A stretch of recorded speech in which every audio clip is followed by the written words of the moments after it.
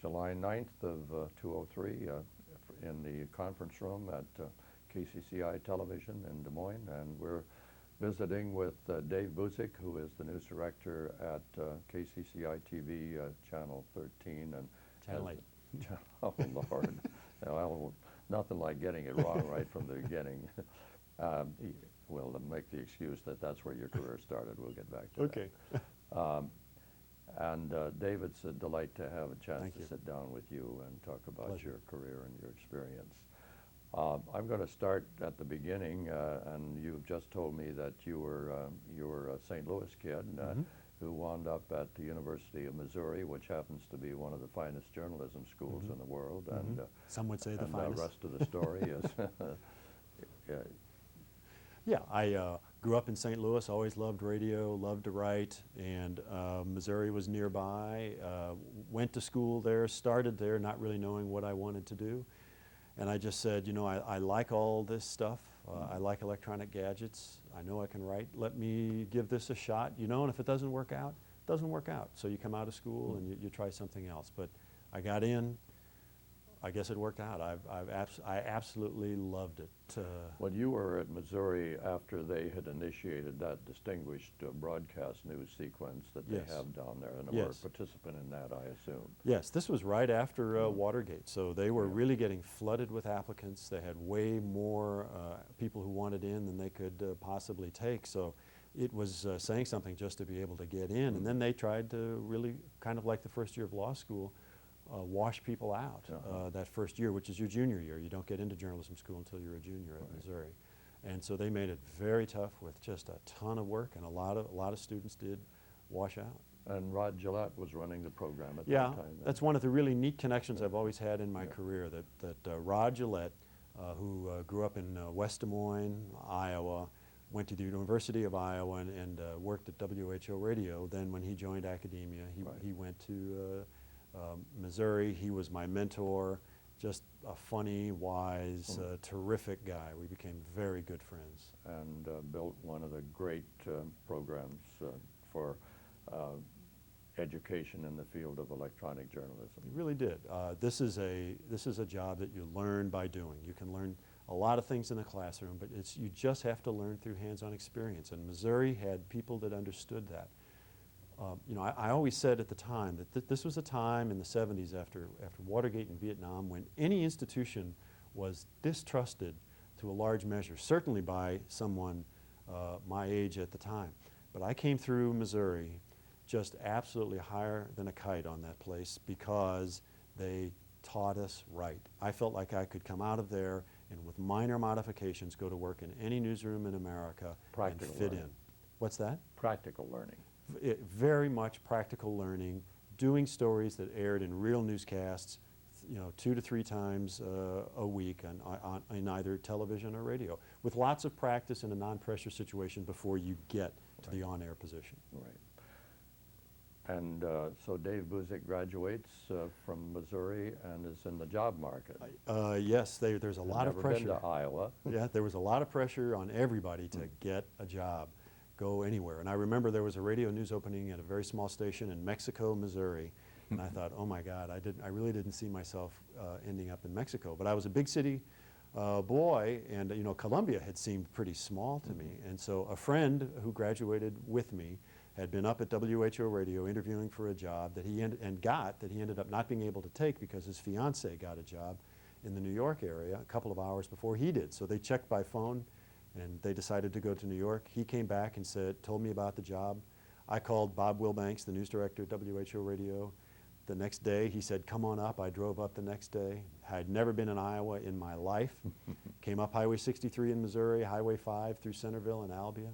And I remember, if I could tell the story, thinking maybe somewhat, I don't know, arrogantly or snobbishly, well, you know, I'm a big city guy and went to Mizzou, and here I'm coming to Des Moines, Iowa, and what kind of a radio station is this going to be? And as I hit the southern Iowa-Missouri border, I turned on 1040 and heard their morning news block, and I thought, oh my God, I'm in trouble. It was 2 guys by the name of Ev Hickman and Ron Rohr, and they were great. They sounded great. They were doing a terrific job. It moved right along. There was a lot of pace. They were very strong. You know, I thought, man, these guys have got great pipes. I'm not going to be able to get this job. And I can remember pulling in, meeting Bob, but somehow it felt comfortable. Bob made me feel comfortable. I liked the station. The interview went well.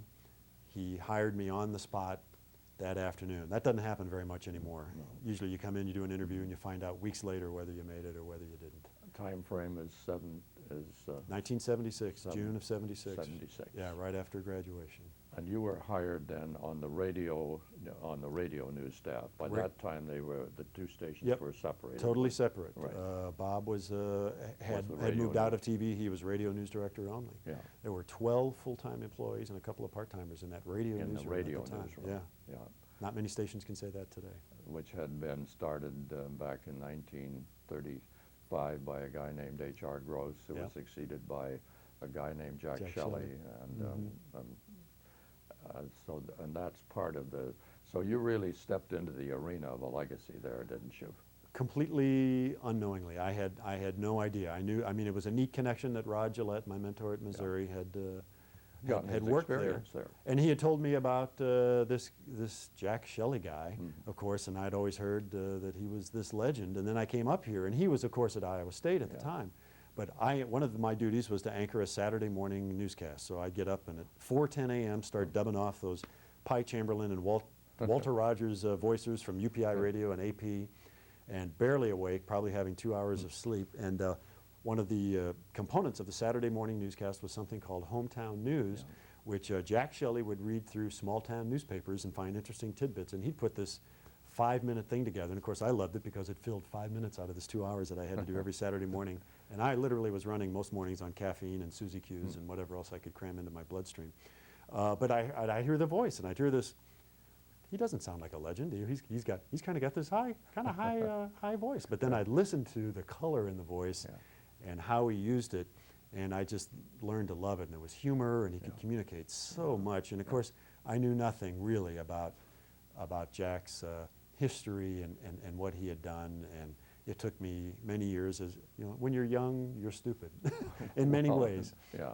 And it took me many years, I think, to appreciate and learn about and understand what Jack is. He was one of the architects at the beginning, the inventors. Yeah.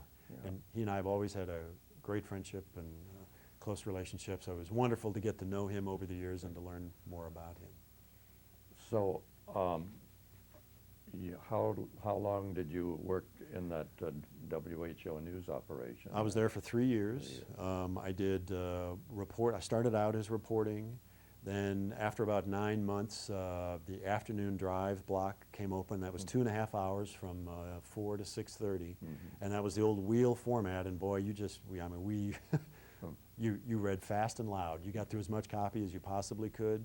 And it was terrific training because I was on the air 12.5 hours a week, sitting there in front of a microphone. So I really learned to hone the delivery, to work copy, to get yourself out of jams because things would blow up all the time.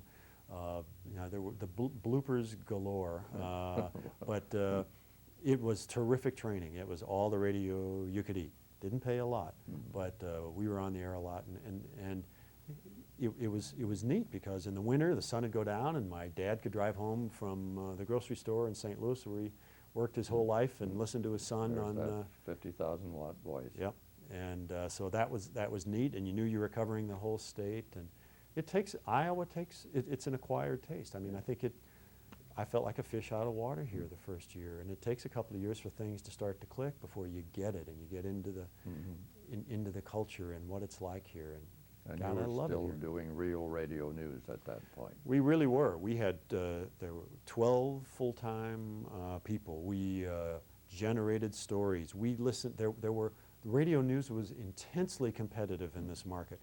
KRNT had 5 full-timers. KCBC had 4 or 5 full-timers. KIOA had 4 or 5 full-timers. And we could listen to each other every single hour. There were 5-minute newscasts at the top of the hour and the bottom of the hour. And I mean, we listened competitively, and we watched the register in the Afternoon Tribune, which still existed. And everybody competed. It was just a lot more competitive, and people generated stories. They broke stories. Yeah, originated news. They did. They originated news out of the courthouse, out of the state house, and everybody would go, oh my God, then we need to get after that. And we'd break stuff, and others would jump after it. So it was a completely different era. Yeah. But even then, Grant, I have to say, you could sort of see the handwriting on the wall about radio, and it's one of the reasons that I moved to television. I've always said that in all that time on WHO radio, I think I probably said some fairly intelligent things on the air, and I probably said some pretty stupid things on the air, but you hardly ever got a call or a letter from a listener to complain about it or say that was really funny or you stupid jerk, what did you do that story for? Television just had more impact, and as soon as I made that transition to KCCI in 1979, my second day I did a story, the phones lit up, and I thought, well, that's what a journalist lives for. Mm-hmm. And it's sad because I loved radio. I still love radio, and I love that format. It's so much more personal. But the power of that eye, along with the voice, was just overwhelming. The visuals are very strong. We're visual animals, and you can have a great interview on radio, and it can really move people, but there's something about seeing that person as well, and seeing the lines in their face, or if it's a kid, seeing the tears as their father's marching off to war. It's just a more powerful medium, and that hurts me to say that because I'm a radio guy at my core. So you came to KCCI as a reporter then? I came as a reporter. Molly Cooney had moved to, gotten a job in San Jose, California, and she was the school board reporter, the education reporter. I think we called them school board reporters at that time. And I'd been covering school board as a part of my duties at WHO Radio. And Rob Davis, who was a friend who worked here, put in the word for me with Paul Rhodes, who was the managing editor. Russ Van Dyke was the news director. Russ was still news director when you came over there. Yes, but Paul was the managing editor and actually ran things. The shop. He ran the shop and made the hiring. It was a magic combination. Yep, it was. Probably unique in the world. Yeah. Yeah. It was very unusual, and I thought, this is really strange that I'm not interviewing with the news director. Yeah. Who's this guy that's making the hiring decisions? But yeah, they were very different people. Russ was the guy, the very lovable guy that had all this warmth that he was able to communicate, and people felt comfortable. You wanted to have a beer with Russ. Paul was just smart, competitive, tough, great writer, great editor. He was starting to mellow out even by the time I got here, but from what I understand, he was hell on wheels. I mean, he was so competitive, he'd tear people's hearts out through their mouth if we got beat on a story. He wasn't that way when I got here, but he was funny, witty, incredibly smart guy. Great journalist. Terrific. Yeah. I learned a lot. Good instincts. He didn't worry about things.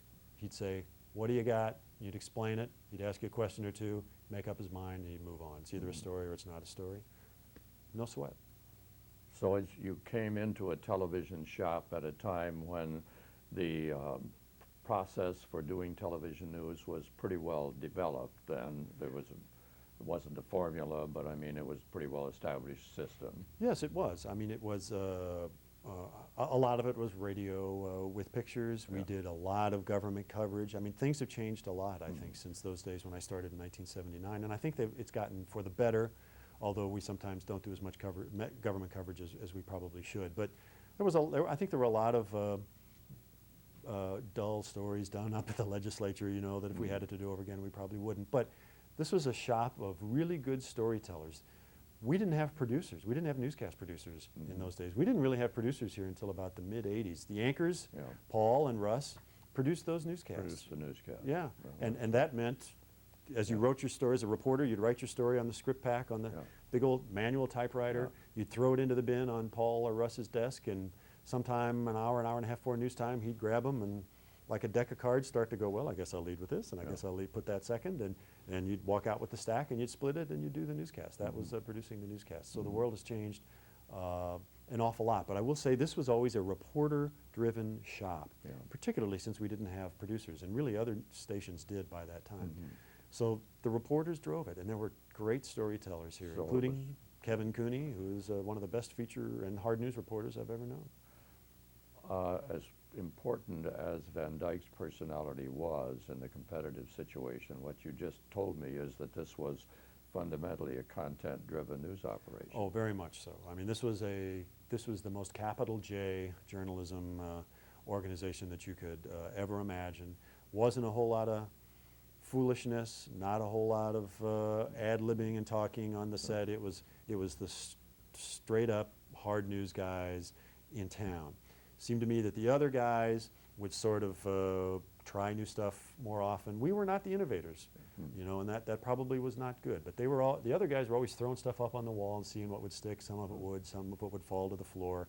They always had the consultants, the out-of-town consultants would say, try this hot new trend. We were not trendy. We were just sort of straightforward, probably a little dull, but very dependable, good visual storytelling. I mean, it wasn't bad TV for the time. It was very good TV for the time. Good information, solid. We messed up. We corrected it as quickly as we could and as openly and as honestly as we could. We were in it for the journalism, and the ratings seemed to happen. We didn't really worry about ratings too much, and the ratings were huge. Yeah, 50 shares. They were that dominance, of course. Certainly, you have to give Van Dyke a lot of credit for establishing that the dominance, I think. But again, I don't think it would have survived without the content base that was brought into it. Yeah, I think that it was the right combination of both personality that was trusted, and Russ did not have a scintillating personality on the air. I mean, he read kind of slowly, but he was very clear. But he could. That voice was just so wonderful and so warm. He was like, I think for a lot of people, he was Grandpa or Uncle Russ, and you were sitting on his knee every night, and he kind of said, there, it won't be so bad, and he told you the news. It was very much, you know, people called him the Walter Cronkite of Iowa, and that's the way he was. He was reassuring no matter how bad it was, and he went through, he was the anchor through some of the worst times in American history. You still felt by the end of that newscast that the world was going to be okay. He just had that ability, and it's you either have it or you don't. Right. Russ had it. That part of it is a chemistry. Yeah. Yeah, right. He had it from the beginning. He did. Yeah. And a lot of that he brought over from radio. People knew him from radio, Yeah. so it was a nice transition for him. Exactly. Well, so you're basically a field reporter. Yes. For about what period of time? Well, 1979 till about 1983. I had done some weekend anchoring in there as well on Sunday nights, but mostly coming in and generating my own story ideas and going after spot news. I like to think that, I mean, reporting was a great job. I learned so much about this state. I traveled everywhere. We chartered small planes in those days and flew just about to every county airport that existed in Iowa, and I loved it. I loved doing, we started to get live in 1981, got our first live van, and I wanted the live van every single night because I loved being live. I guess my radio background helped me with that, whereas some other people were intimidated by it who had never done radio. But I tried to do the lead story as much as possible. I worked days. If I had the lead story for 6, I would stay and repack that thing for 10. I wasn't about to let somebody else just boil it down to a VO or somebody else do it for me. I just wanted to be on the air and work as hard as I could, and I loved it. So Rhodes then transitioned into the news directorship when Russ retired. Yes, Russ retired in 1983, and I was named to succeed Russ on the 10 o'clock news. So that's when you moved to the anchor chair. I moved to the anchor desk in March of 1983. So you came off the street to anchor the 10 o'clock newscast. Yes. In the shadow of the giant. Yes. Wow. And I think the station handled it intelligently in that they made it a handoff. We did promos with Russ talking a little bit about me and me talking a little bit about Russ. So it was a nice transition. We did a half-hour special on Russ's life, and I think Paul made the decision, Dave, you should anchor that, and you should do the interview with Russ. And so we sat out on the news desk. We just sort of informally leaned against the front of the desk, and the cameras rolled, and we talked, and I've still got the field tapes, in fact, the studio tapes from that interview.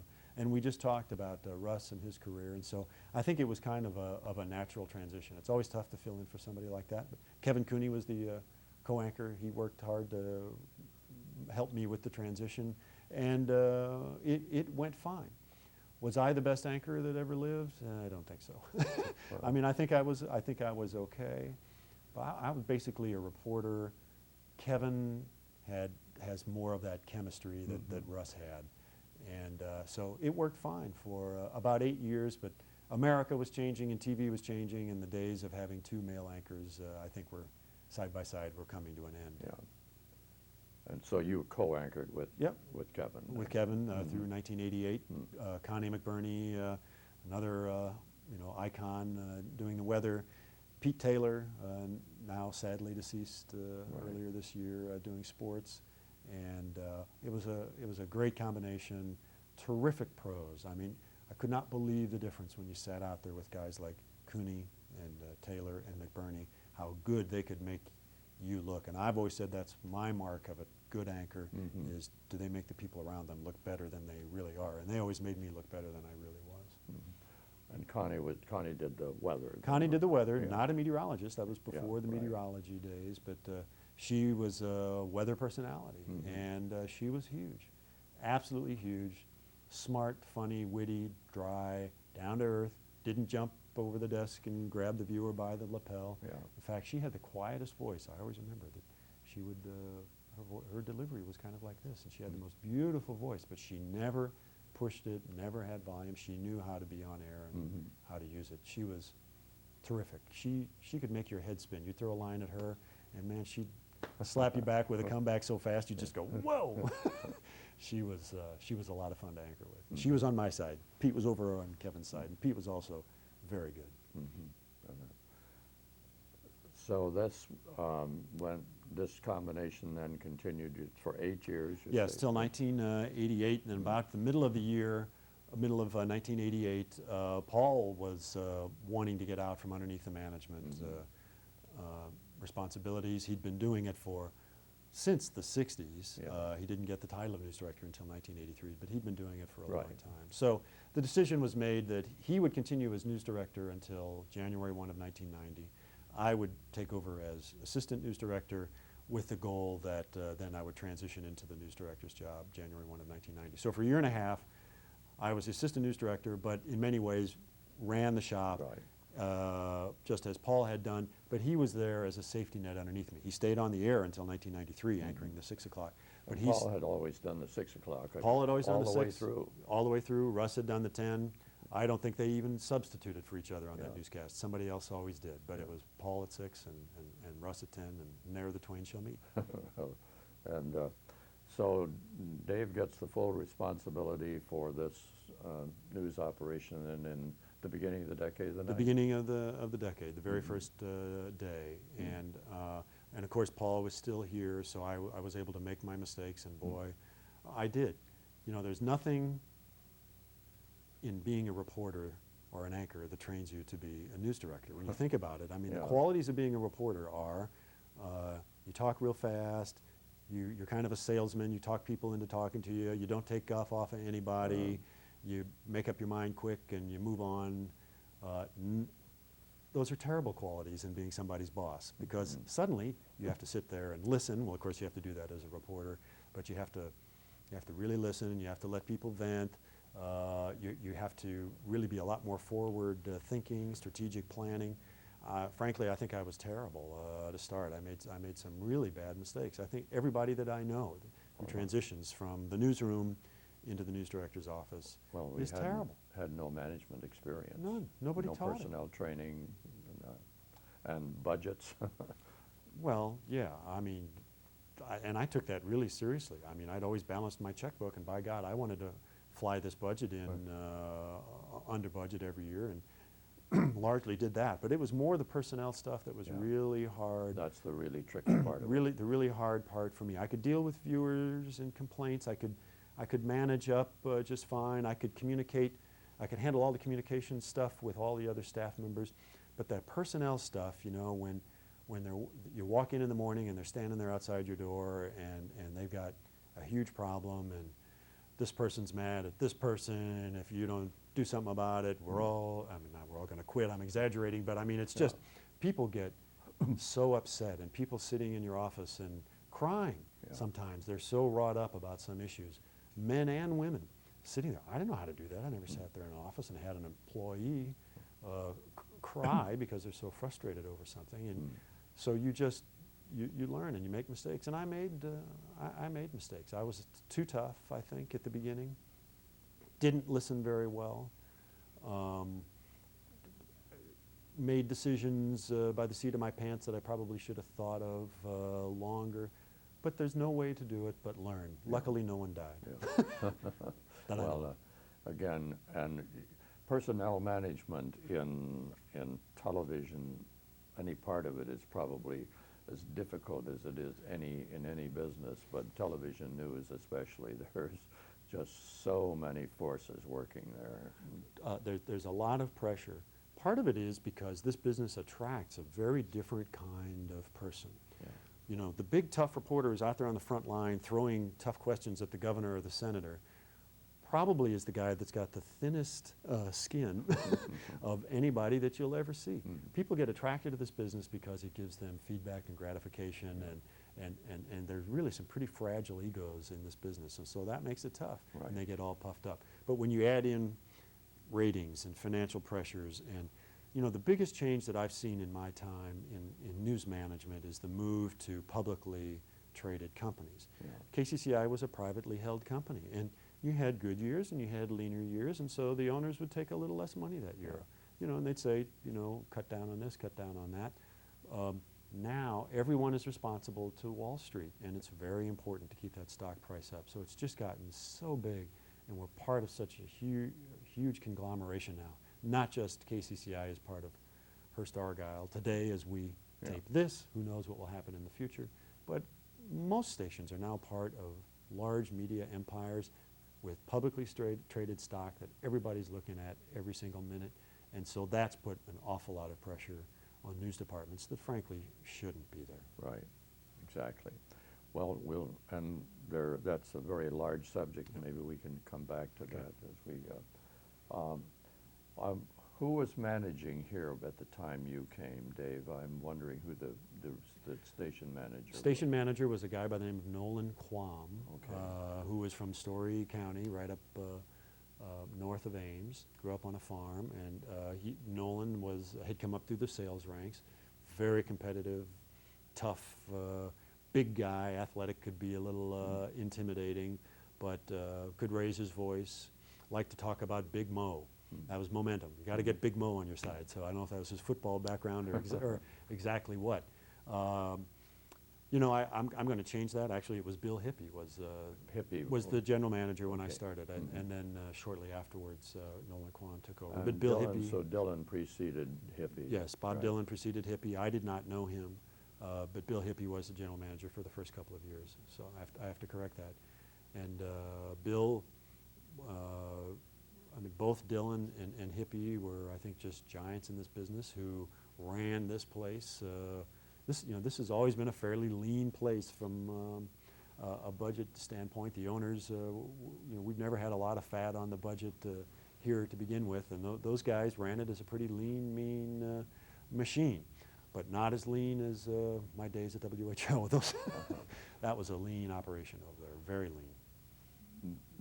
I have a pretty strong theory that you don't ever see a quality news operation unless you have quality management. Yes. And Dillon is a person that it seems to me must have had established a tradition of the relationship of management to this news department. There's no question. It begins at the top, because if that person is wise, they understand that this business is really not all that difficult.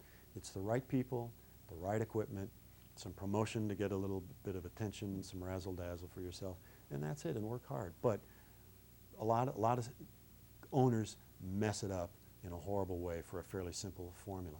The good people are going to take some money. You're going to have to pay a little bit more than maybe the station across town that's the revolving door where people are spinning in and out the door. But what a wonderful benefit that is for the television station when people put roots down in a community and make contacts, and well, guess what? They find out things that the folks at the revolving door station don't find out. And it pays off for you over and over and over again. And they get involved in the community. And people see them at the Rotary, and they see them at church, and they say, well, he's not such a bad guy. I might watch that station. So, it's really not very difficult. It's going to take a little bit more money, but it's recognizing good people and giving those people opportunities to better themselves. And that's what this station's always done very well, and I'm a living example of it, and that is to promote from within.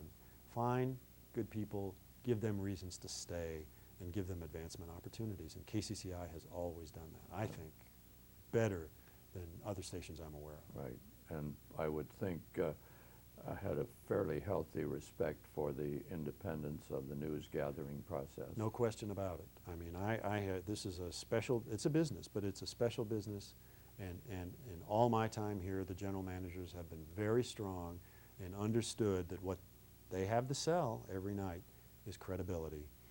Don't dent that credibility by letting an advertiser over that wall. And it's never happened. Very important principle. 24 years. It's pretty simple, but I read in the trades just about every week where somebody under pressure, and I understand the pressure, but somebody under pressure does something wrong that they ought not to do, and it happens.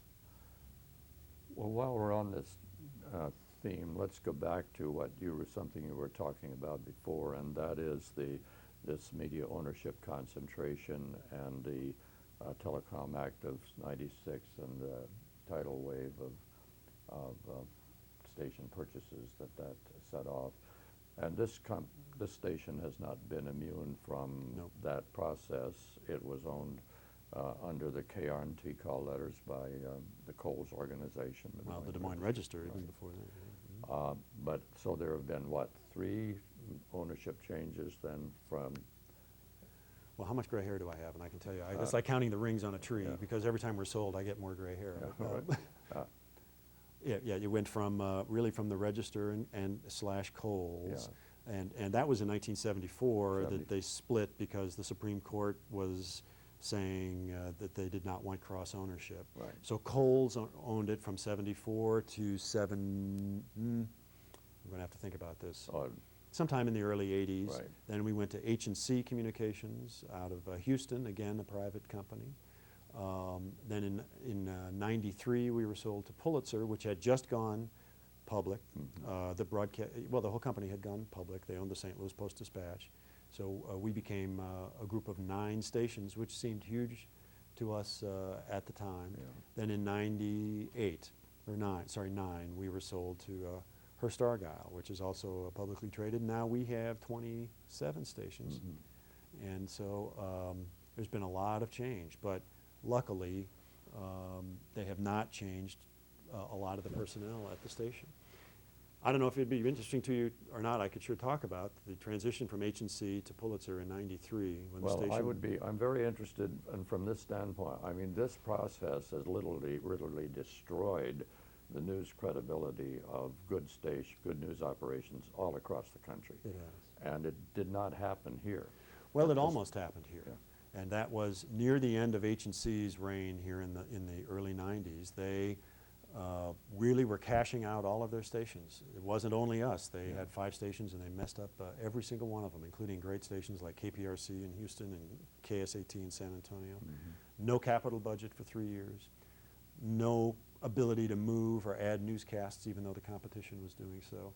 And you know what? This once dominant station basically fell to parity with our main competitor, WHO TV. That was the parity period then. Well, with parity, and we fell to number 2 by a small margin. Mm-hmm. So, and then we get sold. So put yourself in my chair and in the general manager's chair. We've taken this great property, and in 3 years I've managed to drive it into the ground.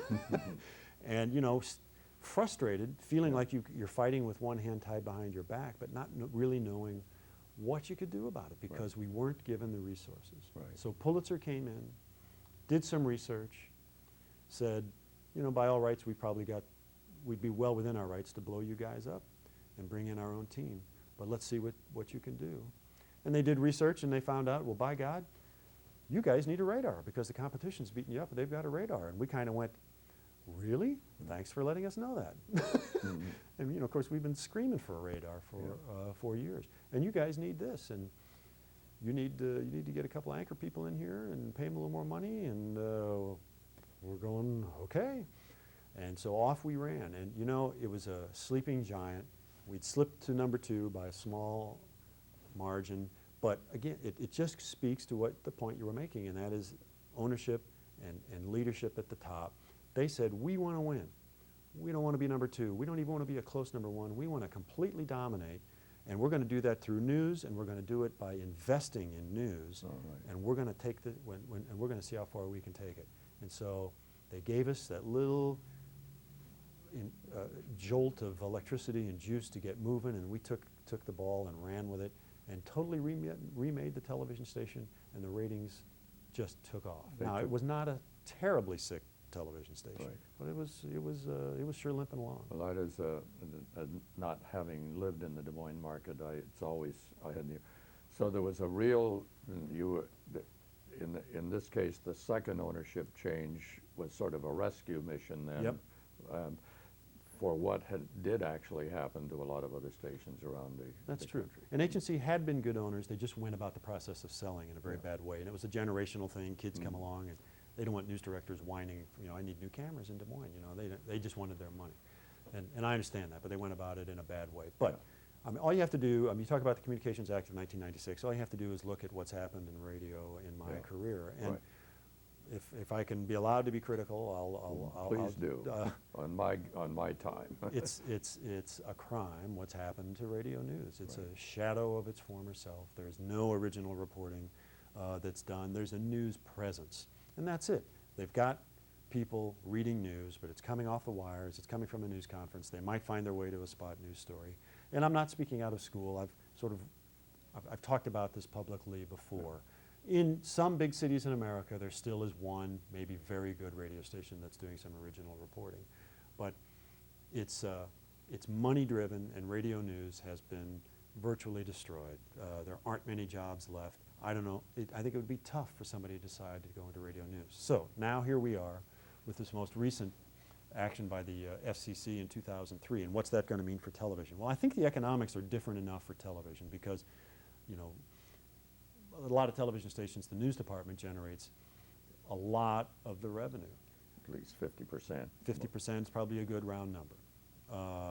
That's not, you can't say that in radio unless it's an all-news station, because you just can't do that. So I think radio was more vulnerable because of the way the revenue was structured. Now,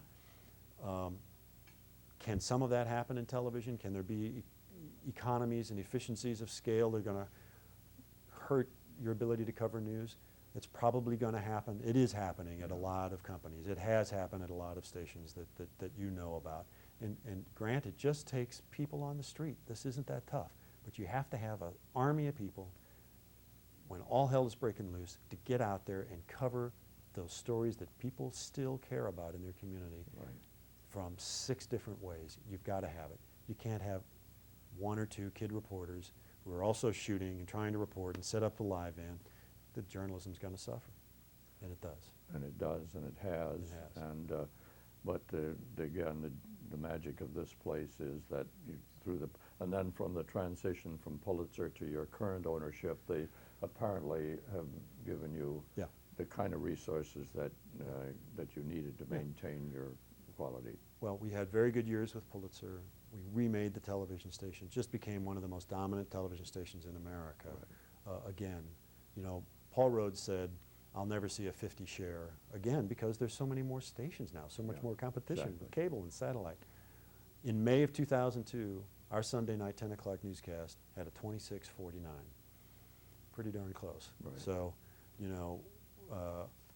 we've done really, really well. I think Hearst came in and they looked at a strong TV station and they said, we don't want to mess it up. So it was a totally different standpoint, and they've been great to us. Kind of corporate ownership that it still exists, but it's not very common Few anymore. And far between. They want to be number 1 or number 2 in every market where they exist. They haven't achieved that yet. Another complicating factor, of course, is just the economy. Shortly after we were sold to them, the economy turned sour. The advertising economy in particular became very, very tough. So they've struggled, and I think through difficult times, they have really worked hard to make the hard decisions to maintain their investment in their newscasts. I mean, what else is there for local television station? Your local news is what distinguishes you. You know, I always say during breaking news, I don't care about interrupting Oprah or The Price is Right or even Survivor, because people can get that kind of programming anywhere. But they can only find out about that tornado that's coming down the Raccoon River Valley from one place, and that's from your local television station.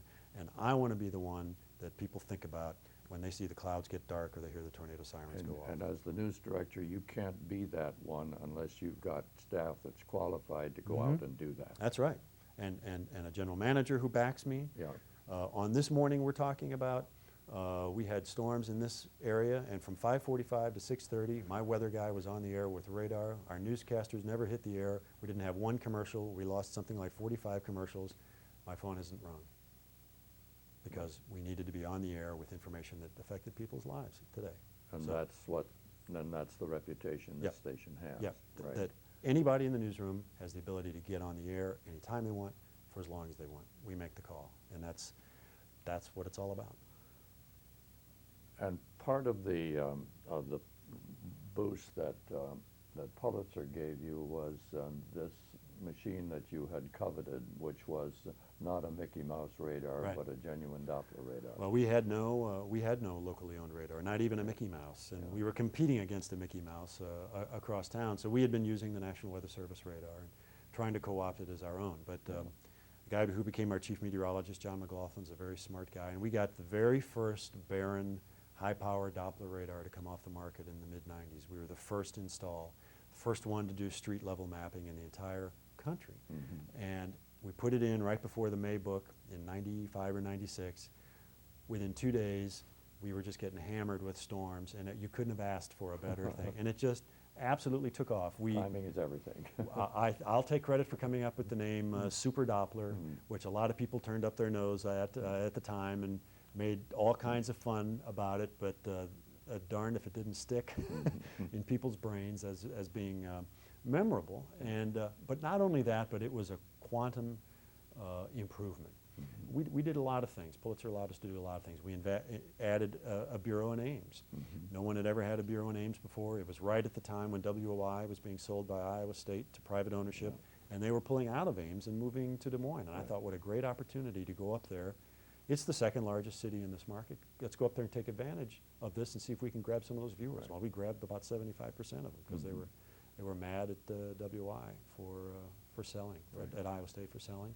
We added an investigative unit that did some just terrific work in the mid and late 1990s. I think we just started clicking on all cylinders, redid the graphics. We'd been TV8 News forever, and we changed it to News Channel 8, and I thought some people around here were going to have coronaries because we changed the out cue and changed the name of the newscast. It was no longer Dave Busiek TV8 News, it was Dave Busiek News Channel 8. But it just all started to work, and viewers responded. We got some new talent in who clicked with viewers, Jeanette Trumpeter, Cynthia Fodor, and it was really Pulitzer let us do a lot of that stuff. It was fun. And again, in today's television world, you've got to have the graphics along with the personalities and the content if it's going to really fly. Yeah, you really do. And you know, I've always felt that, and you have to keep improving. You have to keep giving viewers new reasons to tune in. This is a business of edges. It's not one huge advantage that a station has over the other. It's too competitive for that. It's finding lots and lots and lots of little edges that you've got that the competition doesn't have. And of course, they're trying to do the same to you. So I'm a very competitive guy. I get up and spend an hour with the paper in the morning. I watch all the newscasts in town. I get really ticked if somebody else finds out about a story. I want us to be the leaders in this market. I don't want even the newspaper, even though they've got a lot more reporters on the street to find out stuff that we don't know about. It still sticks in my craw. I want people out there making their beat calls, learning stuff, dropping off their business cards, saying, you got to call me if this happens, or else Busiek is going to kick my ass. And that's what I want. I want reporters who got a little bit of fear in them that I am going to jump on them, and I am going to jump on them if we get beat on a story. I want to win. Then along with some of this, the technological innovation that you were doing, but you still had Cooney there as Mr. Continuum and other personalities. And well, I think it was the best of all worlds in that we were able to maintain folks who'd been around for a long time and were very good and the viewers were familiar with, and yet at the same time inject in some new life, some younger blood, some new ideas from the outside, and viewers took to them as well. So we didn't blow up the place, Right. but we did remake the television station, and it took off, and did very well. And it was honestly, it's one of the most fun things I've ever done. It was hard. I liken it to turning around an ocean liner or a battleship. The hardest part's getting stopped and getting turned. Yeah. And then once you start steaming in the right direction, people start to see it and get it. There was a lot of internal resistance to a lot of the things we were doing. Yeah. As I said, this was a capital J place, and I probably had a bigger J tattooed on my forehead or my chest than anybody around here. And I was trying to lead the change and be the change agent. Yeah. It didn't come naturally to me, but once I started to understand what a TV station needed to be in this new competitive environment, Right. and obviously that was right because viewers really responded. Had to have it all. Yeah. Right. But you didn't throw away the fundamentals. No. I think Oh, no. That's the key to. We changed the kinds of stories that we covered. Yeah. We no longer sent somebody up to the legislature every single day to produce a story whether there was something going on or not. Now, we had somebody that would go in and see if there's a story going on, fine. If not, pull on back and let's go put them into the general assignment pool. We started, I think the biggest and most important thing that we did at this station was to change what we considered to be a story away from the government day file stuff to things that had a little bit more meaning in people's lives. Get away from the bureaucrats, get away from the officials, and start talking to real people. It was a very tough thing for a lot of us of a certain generation because that's the way we'd always done news. But you still keep the fundamentals of journalism, but just make it interesting, make it visual, make it a good story. You can go up and do the story in the legislature, just make sure your video comes from someplace else and the majority of your sound comes from someplace else other than the floor of the house. Still do the story, but find a more interesting way. More interesting way that appeals to real people's lives. Well, you talked about you really hit the weather story hard this morning on the day we're doing this interview. It didn't turn out to blow anybody away, but it might have. Might have. A little bit of damage. But that's what you do, and you don't know. You don't know. Right. That's the one thing, you know, and Connie McBurney always used to say it. You guys always talk about what's already happened. I have to talk about what's going to happen. That's a little harder. Yeah. And it is.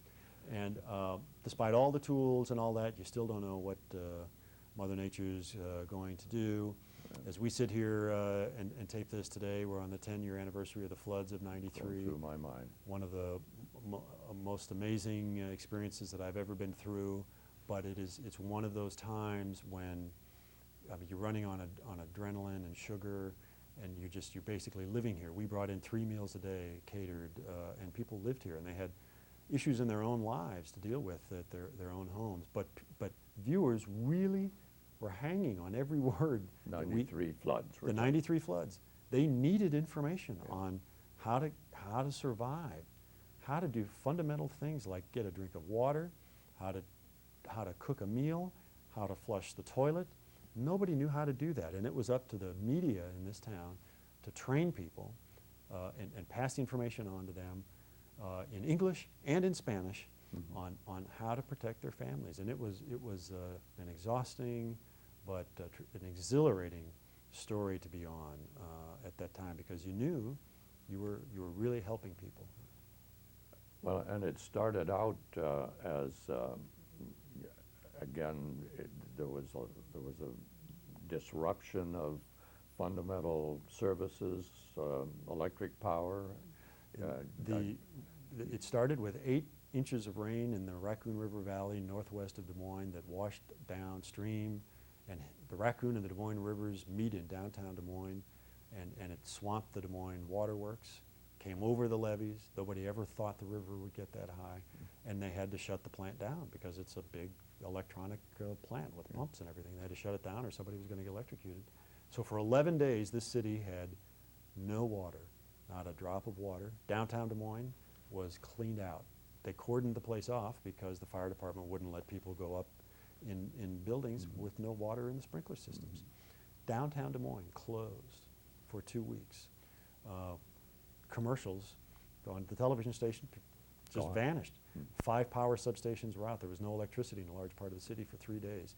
It was as close to complete bedlam as think you could ever imagine in a war. So many facilities were brought to their knees.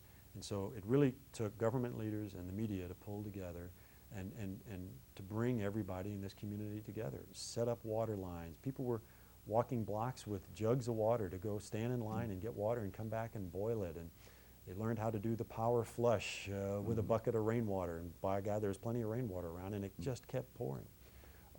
So we were on the air constantly for about 5 days.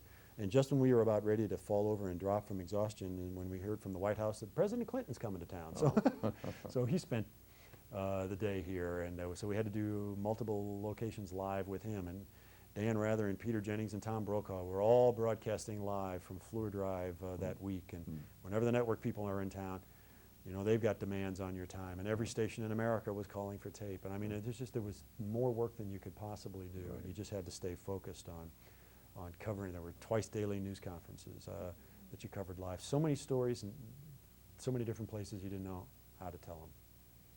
And you had to have a competent staff to get that done.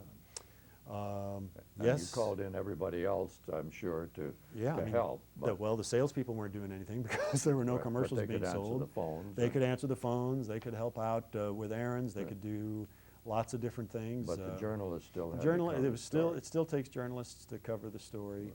to shoot the story. Floods are hard to shoot. You got to get up high, so we got a helicopter and you know, got some of those shots. And of course, Ames was flooded. I mean, Colfax was flooded. Geographically, it was a huge story. It wasn't just in Des Moines, but this was, and everybody just responded and pulled together. And I think that we would do the same today. But it's just, you can have a disaster plan. Every newsroom has a disaster plan, but this was so far beyond anything that you could ever possibly plan for. You just made the decisions as best you could, minute by minute. And you do have to send people home, or they're gonna burn out, and you got to shove them out the door sometimes. But and then people eventually kind of fell into their roles. Yeah. One of the managers would be in the control room just about all day long, making decisions on what the live coverage is going to be. Yeah. The assignment desk is I mean, we were doing so much live that frankly it was hard when the 6 o'clock news came along to figure out how are we going to get tape of all these things we've covered live. I mean, it was an enormous story, very difficult to cover. At the very beginning, do I understand that you lost power to this, the connection between this building and the transmitter? Well, we lost power. You lost power, period. We have 2 power feeds, above ground and below ground, coming into this building from 2 separate substations, and the power company said 2 substations will never go down. Well, 5 of them went down. So it was 2 in the morning, no water, no electricity. The community's in panic, and we're not on the air. We're black. So I think within 2 hours, somehow, at 2 a.m. on a Sunday morning, the chief engineer found a semi-sized generator that they backed up to the back of the building. Okay, well then what do you do? Where do you plug it in?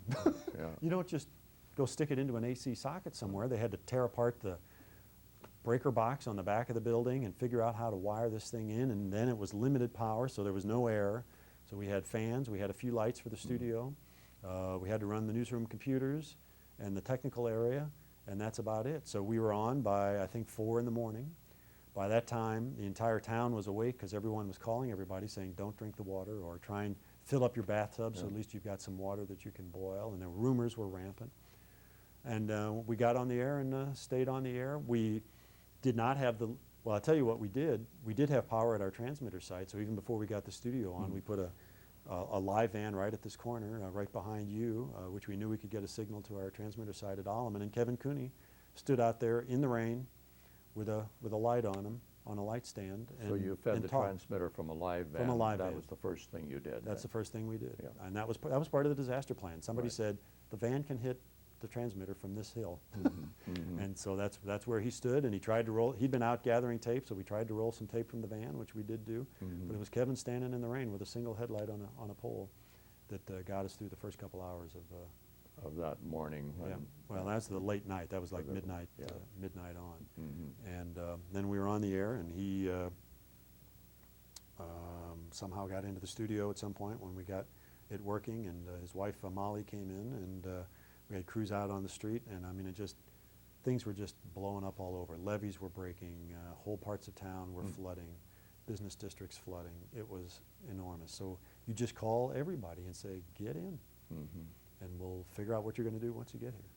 But what this proves is that this television station is going to be the nerve center of the community and is in a disaster like this. It is. And in the 1960s, those radio stations in Irvine and Charles City played the same role when those tornadoes came through there. That's exactly right. And I think if a tornado went through Charles City or Irvine today, I don't know. I would hope they do a good job, but I don't know if they do as good a job. Well, I guarantee you there's anybody nobody there even remotely qualified to do what they did. Yeah, Not and even that's remotely. sad. And a lot of that has just moved from radio to TV. TV has just kind of given that up. Right. In the old days, when you'd hear the tornado sirens going off, you'd turn on the radio station to keep posted on what was going on. On those snow mornings, you'd turn on the radio station to find out if your school was canceled. It's all moved to You're not television. likely to find out there today. No, you're not. So not that's likely. changed. But in some degrees, I mean, TV has kind of taken that away. They've aggressively Well, gone after it. again, you put your finger on it when you came, but it really hit me. The phones never rang at the radio station, and when you came to the television station, they did. Yeah. And you can't get away from it. This was the big gorilla in that zoo we were in. And I think that it still is. It still has that power, Of course it despite does. all of the competition. Yeah. Now, when I started at this TV station, there was us, WHO, WI doing news, and then you had a public television station, and I think the independent station had just started playing reruns. That was it. And you had cable that had maybe 15 channels. Right. There weren't even any VCRs. Yeah. A VHS hadn't even been invented yet. So, I mean, that was it. That's what people had to do. But you still look today with all of the competition, and you have to work hard to make your station stand out amidst all that competition. And that's the way to do it. That's where so many stations let it go. It's all about being local. It's all about being the first thought in people's mind. That's what I've always tried to position this place to be, is that when you hear about there's a plane in trouble coming to the airport, what are they going to think first? Are they going to go to the internet? Well, if they do, I hope they come to our website. Are they going to turn on the radio? Yeah. Are they going to look for a special edition of the newspaper? No. They're going to come to television because they want to see it. And that goes back to the Kennedy assassination and the space shots. Television brings America together still today, despite all the stuff that's happened. Right. And they will come first to the one that they regard as their station, and that's what you build with an audience loyalty. I don't know what's going to happen in the future from a technical standpoint. If we'll continue to be broadcast free over the air, if we'll come in over a wire, if you'll get us off a satellite, I don't really care. What I think is important is that you have that brand, that trusted brand that people will come to. And that's what's happened on the internet. Yeah. All the proliferation of sites out there on the internet, where do people go when they really want to know what's going on? They go to CNN, the New York Times. Locally, they'll come to the Des Moines Register, to KCCI, to WHO's website. Yeah. They trust that brand. I don't care how we're delivered. I just want them to think about KCCI or Channel 8 when they want to know something. Right. We give it away on the internet. A lot of people said don't do that. Don't give away school closings. Don't give away radar. And we give it away for free. They say, well, then why will they ever watch your television station? Well, what it does is it reinforces that brand, and I think that model has worked. Absolutely. Well, there's a lot to talk about here with the, but let's switch over to the fact that you have just finished. Excuse me. Shut it down just a second, would you, Jesse?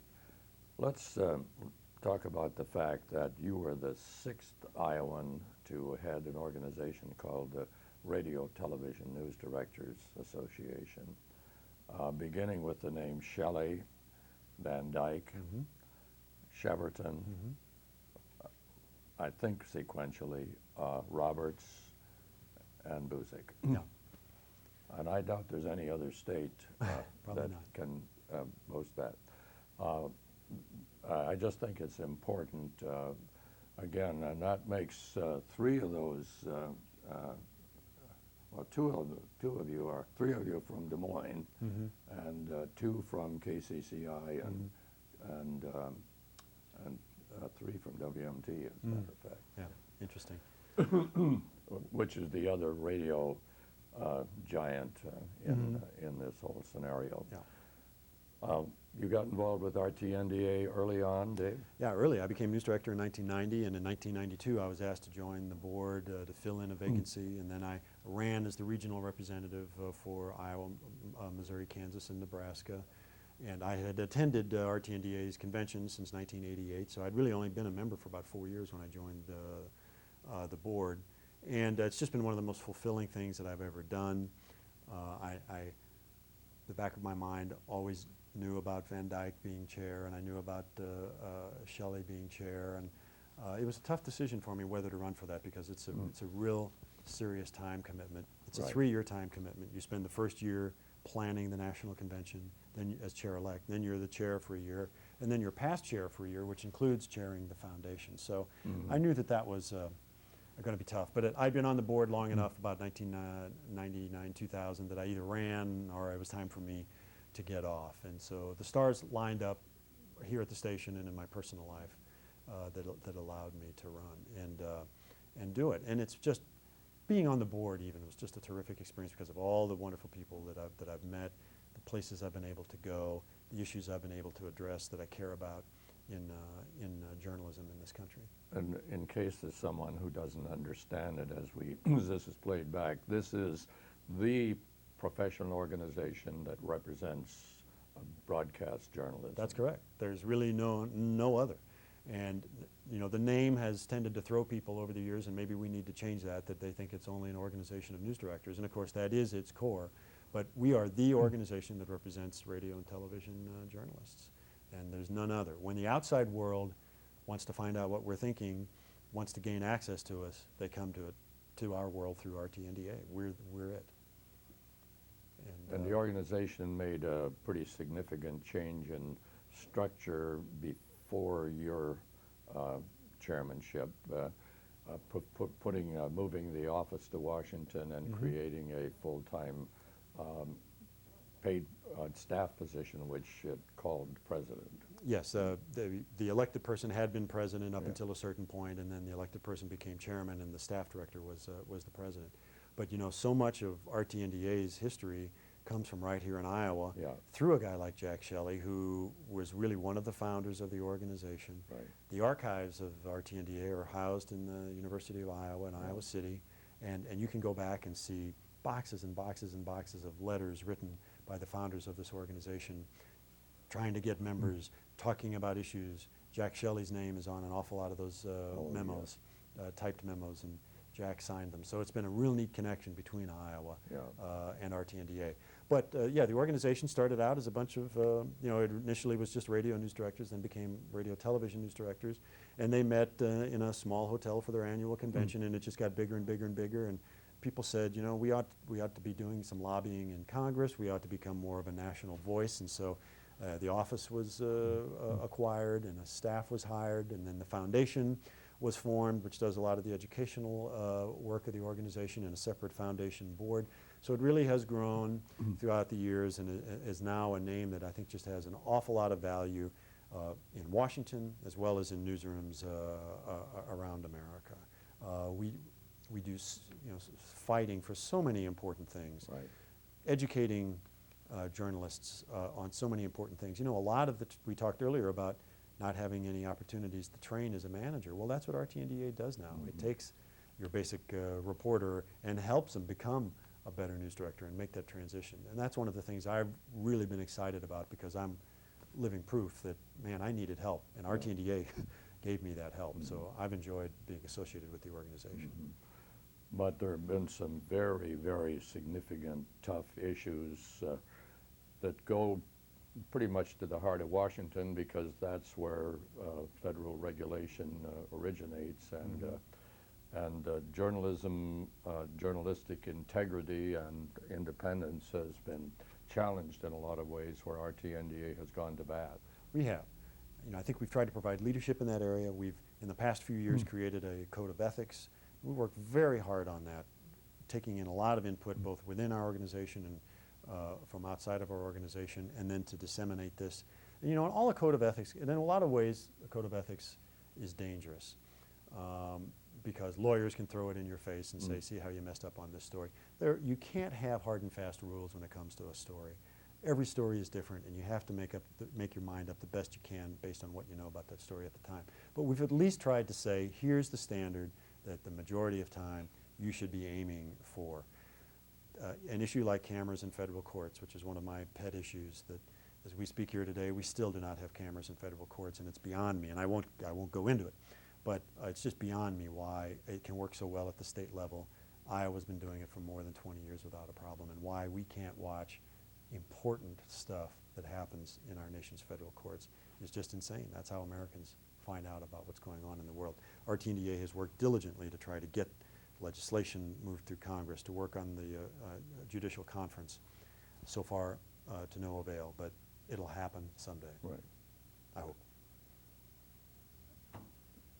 This organization holds an annual conference which has a very important educational component. Yes.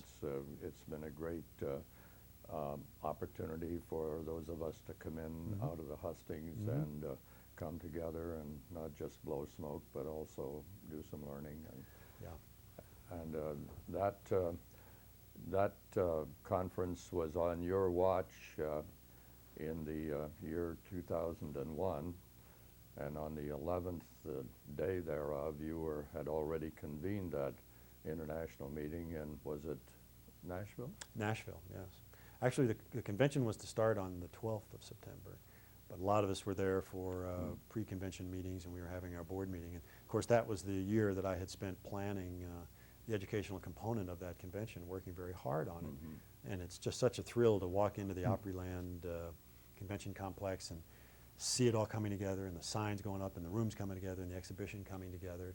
Then that morning, if you've ever been in Opryland, it's huge, and it's all under this big glass roof, and it took me 15 minutes to walk from my room to the board meeting, where we were having our board meeting at 8 a.m.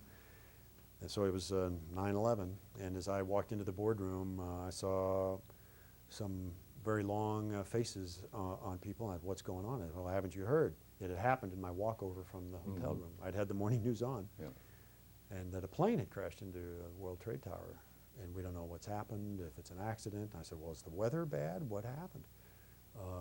They said, no, it's clear and sunny. And I thought, well, how could this happen? And just that instant, a staff member ran in the room, had been watching on TV, and said, I was watching as a second plane crashed into another tower. And we're standing there. That's how you heard about it. That's how we heard about it. And Barbara Cochran, the current president of RTDNA, well, I think I remarked, I said, this convention's over before we get started. And she goes, well, now wait a minute. You know, let's not act so fast here. And I said, Barbara, this thing is over. Because I wanted to be back in my newsroom that instant. If I could have had one of those Star Trek transporter beams, I'd have beamed myself back to my newsroom. And I knew every other journalist with a grain of intelligence would want to do the same thing. I said, nobody's going to, this is before we knew that the nation's air system was being shut down, any of that. I said, nobody in their right mind is going to want to come here, and everybody in their right mind who's here is going to want to go home. We're done. It's not so easy to kill a convention, as I found out. We had a lot of stuff we had to walk through, insurance cancellation policies, exhibitors, notifying people, and so it took us about 8 hours to finally, well, it took us about 4 hours to make the formal official decision. We went up to the suite where I was staying, and had a big screen TV, and so we were able to sit there and then watch the rest of the events of that morning, including the Pentagon, the towers falling. Our board sat there and just, I mean, you had a bunch of TV and radio news folks just sitting there with their mouths hanging open, not believing what they were seeing. But I wanted to be here.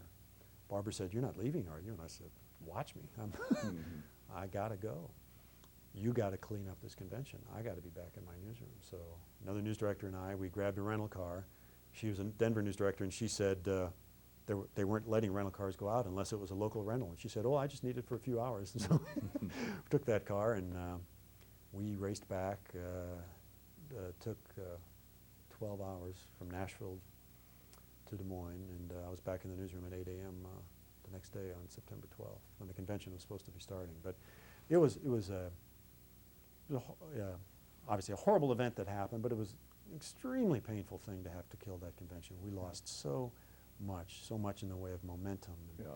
revenue. It was the only decision that we had, that we really didn't have a choice. So I spent and then I became chairman. So this was the year that you had to take the responsibility for an organization which had suffered a cataclysmic Blow.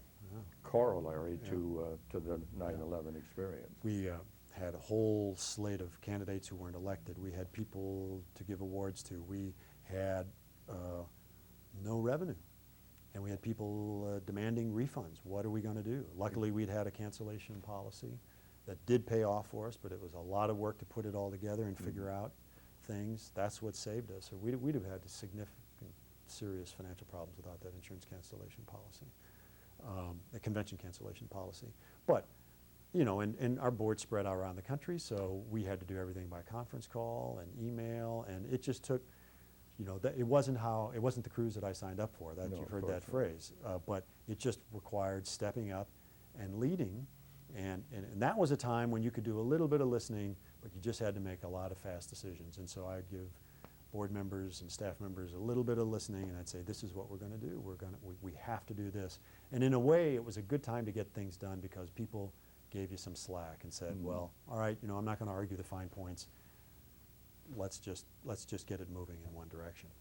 We changed the convention right in the middle of that process. The office was moving in Washington in the middle of that process.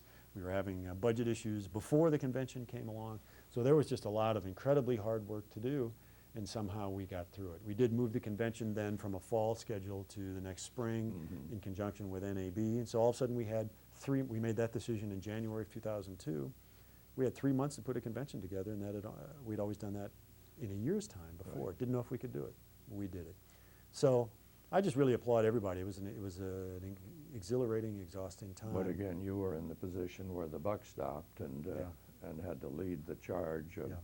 That, it's always seemed to me, could have been a cataclysmic blow to the organization. It doesn't appear to me that it's been anything of the kind, and I suppose the insurance policy helped out on that. It surely did. Yeah. And it's funny because it's sort of an interesting lesson in leadership. I think, I had many other things that I'd intended to do as chairman. I had some issues that I felt were important and move them, but they just had to go to the back burner. And it was just one of those times when I really think that sometimes the stars came together, and others may disagree, but I really felt like I was the right person for the job at that time because I'd been around RTDNA for a long time. News guys know how to manage in a crisis, and you're always going to have a news guy at the chairman's helm. But I just felt like I could do this. I knew that I could do this. I knew that I could communicate. I knew that I could rally everybody to coalesce behind the direction that we needed to go. And just about every one of our important board decisions were unanimous votes, and I take a lot of pride in that.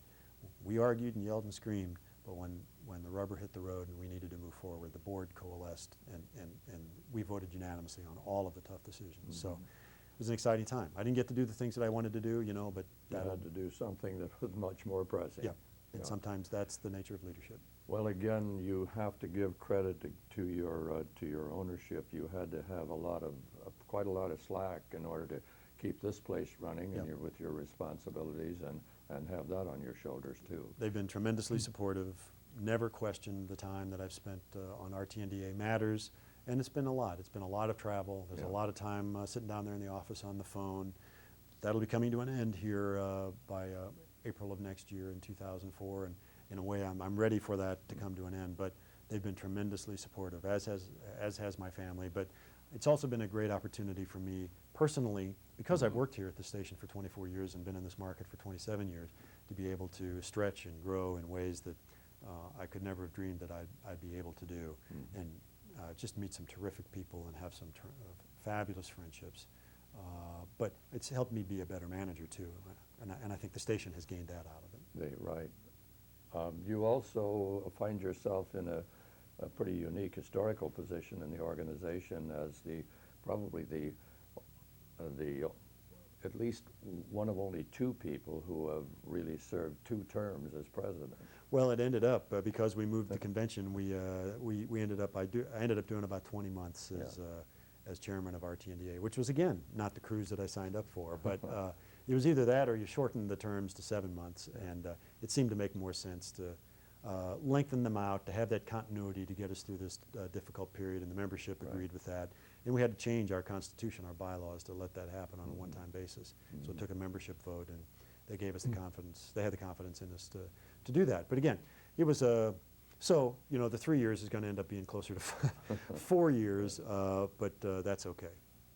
Well, it's okay, you've done it, and Right. and I think those of us who believe in the organization and value it are very grateful to you for some outstanding leadership. Well, I've gained a lot more out of it, I think, than the organization has gained from me, because it's just been it's been a lot of fun, and I'll be sad when it comes to an end, but I think I'll be ready for it. Well, I think at least you could take a deep breath. Yeah, that'll be nice. Well, Get some weekends back. Let's talk a little bit more as we kind of wind up here, Dave, and you may have some things that I haven't thought of that you'd like to mention. But let's go back to the Shelley story. You first began to get some sense of who this man was when you heard him doing hometown news for your Saturday morning news block.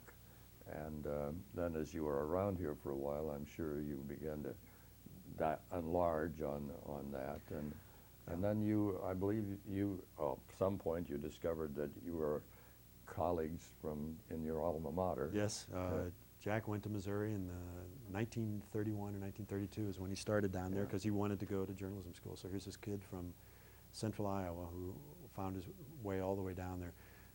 You know, it's hard for me to say all the connections that we've had throughout the years in covering him and learning about him. You know, the connection begins because he was the news director at WHO Radio when Rod Gillette worked there as a reporter and anchor and became my mentor at Missouri, and it's spun all the way through last fall when I was able to spend a weekend with Jack driving down to Missouri when RTDNA was getting the Missouri Honor Medal. And some people would say, well, a weekend spent in the car with a 90-year-old guy, well, lucky you. And I said, it is lucky me.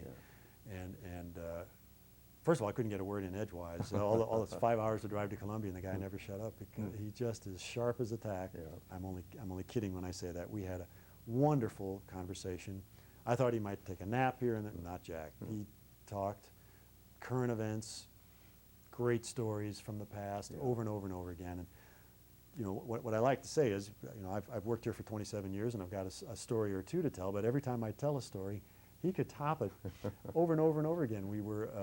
I talked about the prison riot that I covered in 1981 when I was the only TV reporter inside Fort Madison, and got inside and got an interview with the inmates the armed inmates holding the institution hostage. And of course he would talk about covering World War II in Europe and interviewing Paul Tibbets coming off the Enola Gay on the island of Tinian, you know, and I just like, you know, why do I even try? And about 12:30 in the afternoon, of course, turned on WHO Radio to listen to the great 12:30 newscast, which back in my day was 15 full minutes right in the middle of the farm block. And you could read lots of national news, lots of local news. I loved doing that newscast. You had images of farm families sitting around the lunch table listening to that newscast, connecting with the world.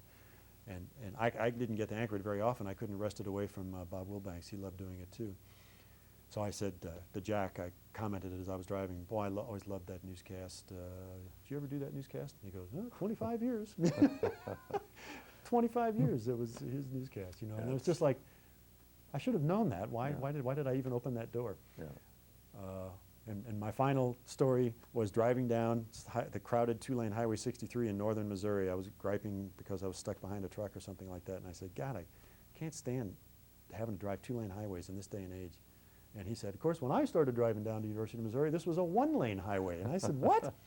They only had one lane paved. The other lane was gravel. So he said, like, you just get it, and you drive the wrong way until you saw a car coming, then you pull off into the gravel, let them pass, and you come back up and drive again. It was 1931. So he's the guy, to me, he's an example of how you age gracefully. He is, first of all, he's incredibly intelligent. But he's always used that brain. He reads, he writes, he travels, he engages, he's involved in his community, he's involved in organizations. And Jack at 91 has forgotten more than I'll ever hope to know. Or any of us. And he hasn't forgotten much, which No, means I don't know much. I marvel again with, as a member of the senior ranks, you know, my hope now is that if I last as long as Jack Shelley does, I hope that my mind could be as sharp as his is now. And I genuinely think that to myself periodically. He's such a sweet guy. I guess he was also hell on wheels in his day. I imagine he tore him up, and he would scare the pants off of some young pup reporter. I guess you talk about competitive. He was something. He was. People mellow, which is good. Yeah. But he's just, he's a tremendous guy. I mean, it goes all the way back to his ancestor, Kate Shelley, and the heroic story on the bridge. I mean, it all fits. It's no surprise that a guy like Jack would come from that. Well, it really is a pretty unique set of circumstances as we sit here, and you've been through this incredible experience that you have been with RTDNA, and of course and we've all been through, we're all changed because of 9/11 in one way or another, but here we sit in a city that has produced 3 of the presidents of that organization that represents broadcast news professionals in the world, really, and I think that's so incredible. Well, I think it is incredible. I think there's also a practical reason for it, and that is, I think, here in the 70th market in the country, you know, my boss has given me the time to be able to do it. I don't know that I'd be able to do that if I was news director in a top 10 market. It's just as competitive and as much of a grind and as grueling as it is here, it's 10 times worse at that level. Yeah. But not only that, people don't stay in those jobs long enough to be able to build up the trust, to invest the time in an organization like RTDNA, because they're moving through every couple of years. In some ways that's changed. There's some more continuity today than there used to be, but there's probably a practical reason for why markets this size end up producing a lot of the leadership in an organization like RTDNA. We can kind of afford to do it, so that needs to be said as well. Well, it's been going on for a long time. Yeah, and it it's a legacy that I value very greatly, and I think others should, I guess. And I think that others do. Yeah. It's been a very neat tie for me, and believe me, Iowa has a very high profile at the RTDNA level because of all of our involvement. I think even a lot of the national leaders just sort of marvel at how Iowa has been able to provide so much leadership to RTDNA. Well, maybe that's a good place, unless you have some other thoughts, Dave, that we haven't touched on. I think it's been a fascinating conversation for me, and we appreciate it very much. I would only close by saying I drove up that morning to interview with Bob Wilbanks back in June of 1976, thinking I'd be here a year or two and off to the network, you know, and that's sort of that's that arrogance that they put into you at the University of Missouri J School. And here we are, it's 2003, and I could not imagine working someplace other than in Des Moines and in Iowa. It gets in your blood. It gets in your blood when you go to the Iowa State Fair and your new baby, her eyes looks at the midway and her eyes light up, you know, and the regularity of that, the regularity of the seasons and the crops, and the quality of journalism here. This is an extremely competitive, but the people in this market pay attention. We haven't had the viewer erosion in this market that a lot of markets have because people here are smart. They understand how world events can affect their backyard and affect their back pocket. I don't think you have that kind of parochialism here that happens in a lot of America. So I tell you, it would be a sad day if I ever had to leave Des Moines. It's been a tremendous place to raise a family and to advance my career. So I think back on that day in 1976, driving up here, sort of being scared, but sort of being arrogant. And now I think about if I were to ever be in that car driving out for the last time, it'd be a pretty sad day. I hope that day doesn't come. Well, Dave, we're sure glad you came. Okay, it's been a pleasure. Thanks for having me. Thank you very much. Okay, thank you.